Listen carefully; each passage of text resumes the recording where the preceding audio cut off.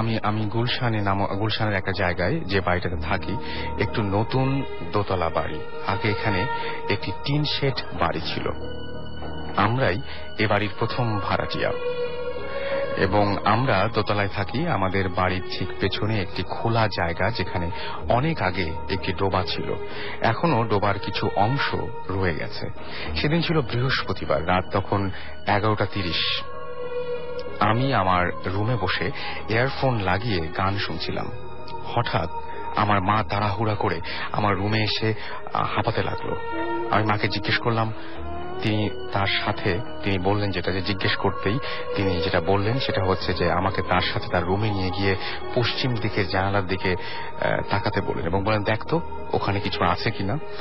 আমাদের পশ্চিম দিকের একটি একতলা পাকা বাড়ি আছে এবং সেই বাড়ির ছাদ আমাদের জানালা থেকে বেশি হলে 1.5 হাত দূরে হবে।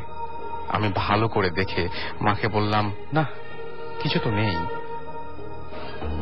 আমি কি হয়েছিল জানতে চাইলে মা প্রথমে বলতে চাননি। অনেক জোরাজুরির পরে তিনি আমাকে যা বললেন তা হলো, আমার মা তখন নামাজ পড়ার জন্য প্রস্তুতি নিচ্ছিলেন। তার শরীর একটু খারাপ থাকায় ওই দিন এশার নামাজ পড়তে একটু দেরি করে ফেলেন।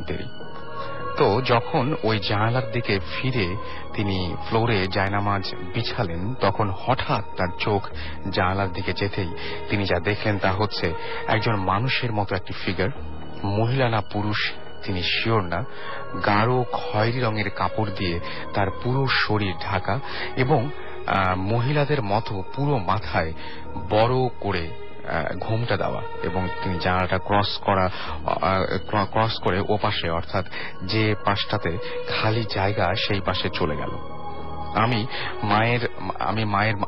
আমার মায়ের মতে ফিগারটি নাকি ছাদ থেকে কিছুটা ওপরে ছিল এবং মনে হচ্ছিল যেন হাওয়ার উপর ভেসে ভেসে সেই ফিগারটি জানালা অতিক্রম করে চলে গেল। আমার সাথে সাথে আমি জানালার ওই ফিগারটিকে দেখার চেষ্টা করলাম এবং তিনি দেখলেন যে পুরো ছাদের কোথাও কিছু নেই। মানে তার মাই দেখার চেষ্টা করেছেন এবং দেখলেন যে পুরো ছাদের কোথাও কিছু নেই এবং তিনি খুব ভয় পেয়ে গেলেন, কারণ ওই বাড়ির ছাদে ওঠার জন্য কারো মানে কোনো পার্মানেন্ট সিঁড়ি নেই এবং ছাদে উঠতে হলে মই ব্যবহার করতে হয়, কিন্তু তখন সেখানে কোনো মই ছিল না। আর ফিগারটি যেদিকে গেছে সেদিকে নামা বেশ কষ্টকর, কারণ ওইদিকে অনেক ঝোপঝাড়। পুরো ঘটনা শোনার পরে কেন জানি বিশ্বাস হচ্ছিল না, তবে রাতে খুব ভয় হচ্ছিল এবং বারবার ঘুমটা মানে মনে হচ্ছিল যে মাঝে মাঝে ঘটনাটা মনে পড়ছিল, তাই ওই দিন আর তেমন ঘুম হলো না। এরপর বেশ কিছুদিন কেটে গেল, তেমন কিছু ঘটল না।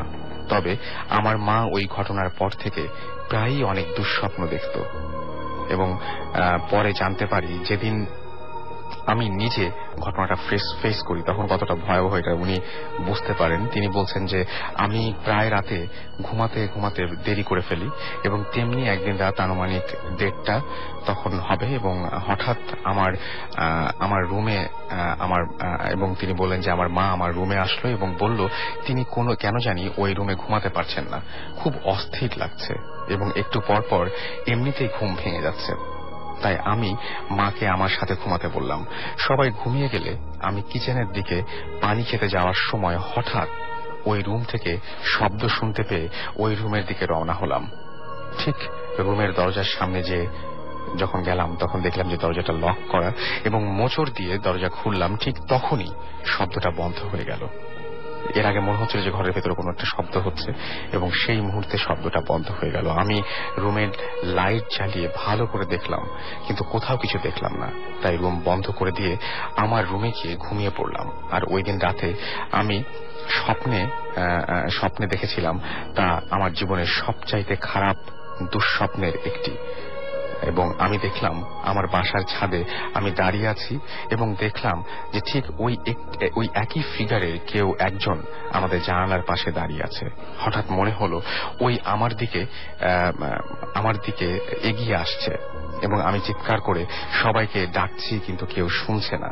ওই মুহূর্তে যখন আমার মা আমাকে ঘুম থেকে ডেকে তুলে বলল, কিরে তোর কি হয়েছে, তখন বুঝতে পারলাম ওটা দুঃস্বপ্ন ছিল।